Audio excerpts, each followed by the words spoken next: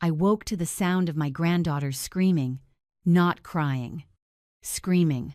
It was 2:47 inches the morning, and I'd been staying at my daughter Patricia's house in Mississauga for 3 weeks now, helping out after she'd had her second baby. Little Rosie was only 6 weeks old, and her sister Hannah was 3. Patricia had begged me to come. "Mom, I'm drowning," she'd said on the phone, her voice cracking. "David works such long hours, and I can't do this alone." Of course I came. What grandmother wouldn't? But that scream sent ice through my veins. I threw off my covers and rushed down the hall. The nursery door was closed. I tried the handle. Locked. "Hannah?" I called out, rattling the knob. "Sweetie, are you okay?" The screaming stopped abruptly. Then I heard whispers. Adult whispers. "Patricia?" I knocked harder. "David? What's going on?" Footsteps. The lock clicked. My son-in-law David opened the door just wide enough to slip through, closing it quickly behind him. His hair was messy, his eyes wide. "Everything's fine, Margaret," he said, his voice too casual. "Hannah just had a nightmare. We've got it handled." I heard her screaming. I said, "Let me see her." "She's already back asleep." Patricia just got Rosie down too. You know how it is. One wakes up, they both wake up. He smiled, but it didn't reach his eyes. "Go back to bed, Mom. You need your rest." "Mom." He never called me Mom. I stood there in the hallway, watching him walk back to the master bedroom. Something felt wrong. Why would they lock the nursery door? Why were they both in there in the middle of the night? And why did Hannah stop screaming so suddenly? I went back to my room, but I didn't sleep. The next morning, Patricia looked exhausted. More than the normal new mother exhausted. Her hands shook as she poured coffee. "Rough night?" I asked. She startled, nearly spilling. "What?" "Oh, yeah, the girls were up a lot. I heard Hannah screaming around 3. Patricia's face went pale. "She had a bad dream. She's fine now." I watched her carefully. Why was the door locked? Was it? She laughed, but it sounded forced. "David probably locked it by accident when he went in. You know how those old handles are." It wasn't an old handle. It was a brand new privacy lock they'd installed last month. Over the next few days, I started noticing things. Small things that individually meant nothing, but together painted a picture I didn't want to see. The girls were sleeping too much. Hannah, who used to fight nap time like a tiny warrior, was now out cold by 7:30 every evening. And Rosie, who'd been waking every 3 hours for feeds, suddenly started sleeping from 8 at night until 6 in the morning. "They're finally adjusting," Patricia said when I mentioned it. "Thank God." But when I tried to check on them at night, the door was always locked. On Tuesday afternoon, I was folding laundry in the basement when I saw it. A receipt at the bottom of the hamper must have fallen from someone's pocket. I almost threw it away, but something made me look closer. Shoppers Drug Mart, dated 3 days ago. Diphenhydramine, 25 milligrams, liquid. Children's formula. Melatonin drops, Trem. My stomach turned. I stood there holding that receipt for a long time, telling myself there had to be a reasonable explanation. Maybe Hannah had allergies. Maybe the pediatrician recommended the melatonin for sleep training. But I'd been a nurse for 35 years before I retired. I knew what those medications were for, and I knew you didn't give them to a 6-week-old baby. That night, I waited until Patricia and David went to bed. Then I crept down the hall and pressed my ear to the nursery door. Silence. Complete, absolute silence. No baby noises, no toddler snoring, nothing. I tried the handle, locked. I knocked softly. "Patricia? Is everything all right in there?" Footsteps, whispers. The door opened a crack. "Mom, what are you doing?" Patricia hissed. "You'll wake them up." I just wanted to check. "They're fine. Go to bed." She closed the door. I heard the lock click. I stood in that hallway, my heart pounding, and made a decision. The next morning, I drove to Best Buy. The young man who helped me probably thought I was paranoid, but I didn't care. I bought 2 small wireless cameras, the kind you can monitor from your phone. They were supposed to be for home security, but I had a different kind of security in mind. That afternoon, while Patricia was out grocery shopping and David was at work, I installed the cameras. one in the corner of the nursery, hidden behind a stuffed elephant on the shelf, one above the changing table, tucked behind a picture frame. The angle gave me a clear view of both cribs and most of the room. I synced them to my phone, tested the feed, and my hands were shaking so hard I almost dropped the device. What was I doing? This was my daughter, my own child. Was I really suspecting her of what? Harming her babies? But I thought of that receipt. The locked doors, the unnatural silence. I left the cameras in place. That night, I went to bed early, but I didn't sleep. At 2:15 a.m., I opened the camera app on my phone. The nursery was dark, but I could see shapes, both cribs, the door opening slowly. Patricia entered first, followed by David. They were fully dressed. Patricia went to Rosie's crib and picked her up. The baby didn't even stir.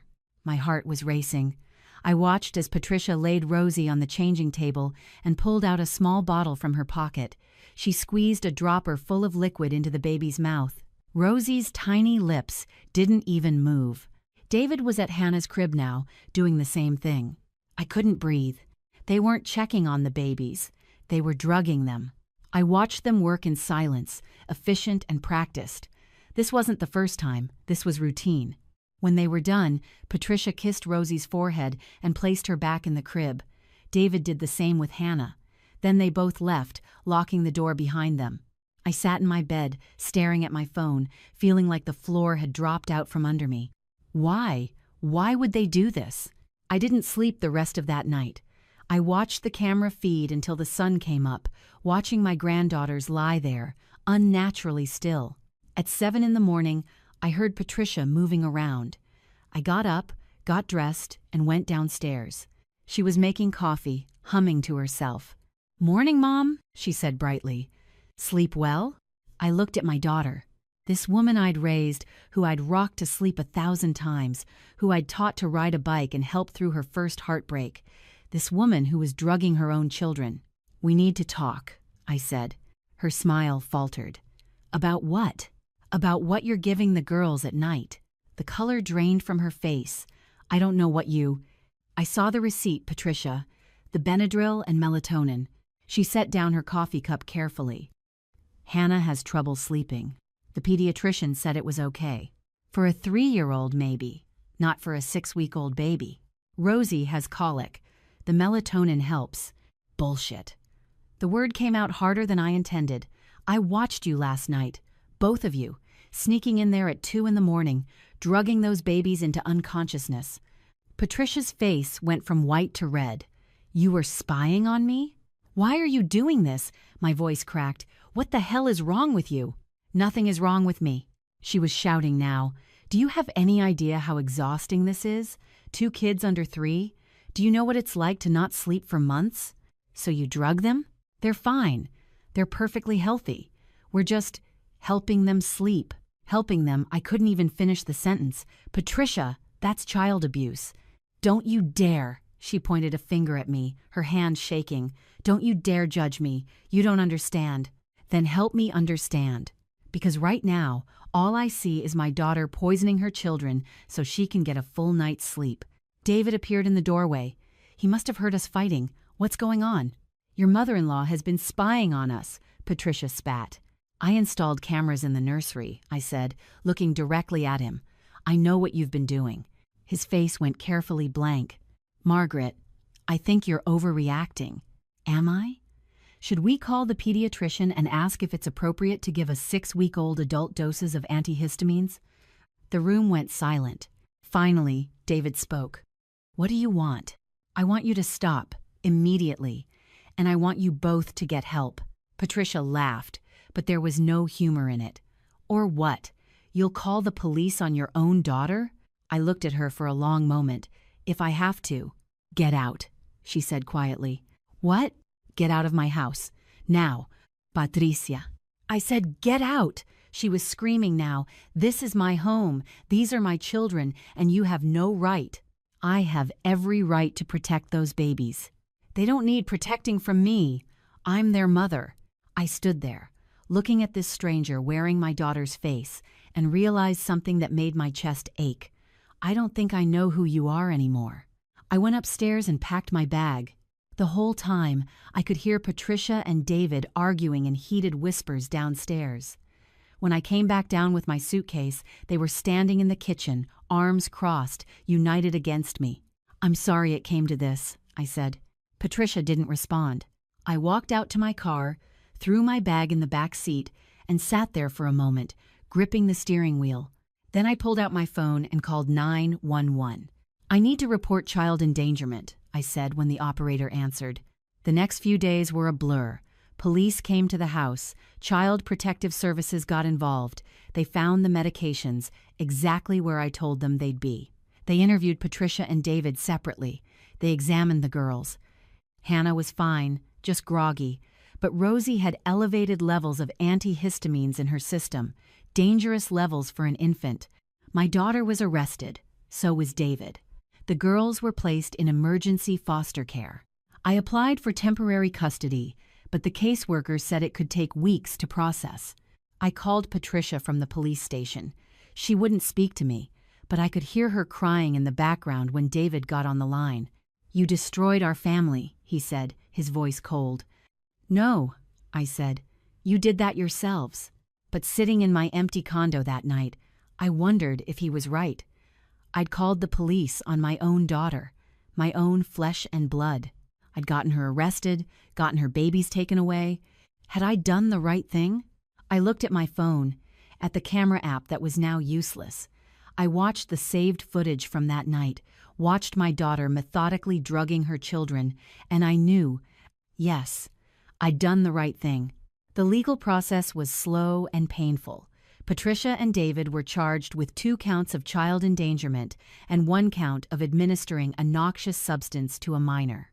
They pled not guilty at first, claiming they'd only been trying to help the girls sleep, that they didn't know it was dangerous. But the cameras didn't lie. And the testimony from the pediatrician, who confirmed she'd never prescribed or recommended those medications for either child, especially not for an infant, sealed their fate. They changed their plea to guilty as part of a deal. Patricia got 3 years, David got 4. The difference was because David had been the one to purchase the medications, and because he had a previous charge for insurance fraud from 5 years ago that I hadn't even known about. 3 years, 4 years. It didn't feel like enough. But the judge also terminated their parental rights. That was permanent. I got custody of the girls 3 weeks after the arrest. The foster family had taken good care of them, but Hannah cried when she saw me, reaching out her little arms. "Gamma!" she sobbed. "Gamma!" Rosie was too young to understand what was happening, but she seemed to recognize me. She smiled her gummy smile and grabbed my finger. I took them home to my 2-bedroom condo in Toronto. It wasn't big enough. I didn't have the right furniture. I was 63 years old and hadn't raised a toddler in 30 years, let alone a baby. But I figured it out. I bought a crib and a toddler bed. I learned how to work the new car seat regulations, which were completely different from when Patricia was little. I figured out how to make Rosie's bottles the way she liked them and what songs would calm Hannah down when she had nightmares. Because she did have nightmares. A lot of them. The therapist said it was normal. Hannah's world had been turned upside down. Her parents were gone. She was living in a new place. Her routine had changed completely. Of course she had nightmares. But she never screamed the way she'd screamed that first night. That scream had been terror. These were just the normal bad dreams of a confused 3-year-old. I held her through every single one. Months passed. Then a year. Hannah started junior kindergarten. Rosie started walking, then talking. They were thriving. I was exhausted. Being a full-time parent in your 60s is no joke. My back hurt from lifting Rosie. My patience was thinner than it used to be. Some days I wanted to cry from sheer overwhelm. But every night, I checked on them before I went to bed. Not with cameras this time. I went into their room and watched them sleep. Listened to their steady breathing, touched their foreheads to make sure they weren't too warm or too cold. And they were okay. They were safe. They were loved. That was enough. Patricia wrote me letters from prison. I didn't open most of them. The ones I did open were full of anger and blame. I'd ruined her life. I'd stolen her children. I'd destroyed everything. Only once Did she write something different? I was so tired, Mom. I was so tired, and I didn't know how to ask for help. I thought if I could just get them to sleep through the night, I could handle everything else. But then it became the only way they would sleep, and I couldn't stop. I'm sorry. I'm so sorry. I read that letter 3 times, crying harder each time. I wanted to forgive her. She was my daughter. But every time I tried to find forgiveness in my heart, I thought about Rosie's tiny body, unconscious from medications that could have stopped her breathing. I thought about Hannah, too drugged to wake up if there was a fire or an emergency. I thought about what could have happened if I hadn't installed those cameras. Maybe someday I could forgive her. But not yet. David's family blamed me too. His mother called me a meddling old woman who destroyed her son's life over a little children's medicine. His father threatened to sue me for alienation or defamation or something. Their lawyer told them they had no case. I blocked their numbers. The only family I needed now was Hannah and Rosie. Hannah asked about her parents sometimes. "When is Mommy coming home?" she'd say. I didn't know how to answer that. She was too young to understand prison, too young to understand what her parents had done. So I just said, "Mommy and Daddy can't come home right now, sweetheart. But you have me, and I'm not going anywhere." "Promise?" she'd ask, her big brown eyes searching my face. "Promise," I'd say. And I meant it. 2 years after the arrests, the girls and I moved to a bigger place in Scarborough, a 3-bedroom townhouse with a tiny backyard. Hannah had her own room, painted purple at her request. Rosie had a room with clouds on the ceiling that glowed in the dark. My room was small, but I didn't need much space. I'd made friends with other grandparents at the school, other people raising their grandchildren for various reasons. We formed our own support group, meeting once a month at Tim Hortons, commiserating about how different parenting was now, how expensive everything had gotten, how tired we always were. But also how grateful we were, how much love we had for these second chances. Patricia was released after serving 2 years of her 3-year sentence. David got out 6 months later, having served 3 of his 4 years. I got a call from Patricia's parole officer, letting me know she'd been released and would be living in a halfway house in Hamilton. "She's requested contact with her children," the officer said. "As their legal guardian, that's your decision." I thought about it for a long time. Then I said no. Maybe that makes me cruel. Maybe it makes me unforgiving.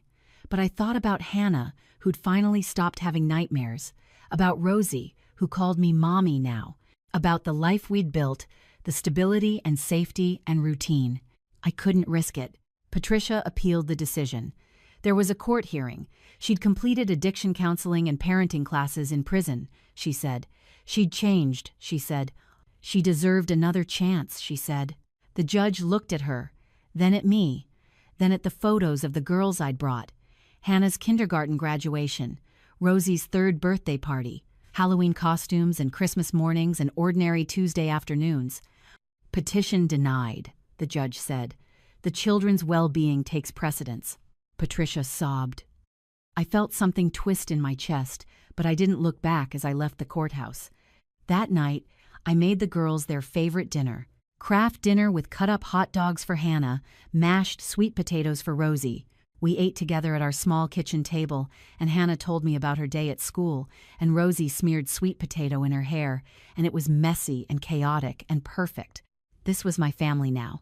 After I put the girls to bed that night, I sat in the dark living room with a cup of tea and thought about everything that had happened. I thought about the woman I'd been 3 years ago. Naive, maybe. Trusting. I'd never imagined my own daughter capable of harming her children. Never imagined I'd be the one to turn her in to police. Never imagined I'd end up raising my grandchildren alone in my 60s.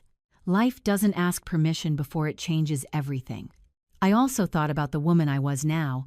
Harder, maybe, more cautious, but also stronger than I'd known I could be. I'd fought for Hannah and Rosie when they couldn't fight for themselves. I'd made the hardest choice of my life, and I'd live with the consequences every single day. But I'd also learned something important, something I wish I'd understood earlier. Sometimes protecting the people you love means protecting them from family. Sometimes doing the right thing means being called the villain. Sometimes love looks like betrayal to the people who need boundaries the most. And sometimes the family you choose to protect is worth every relationship you lose in the process. I heard a small voice from upstairs. Gamma?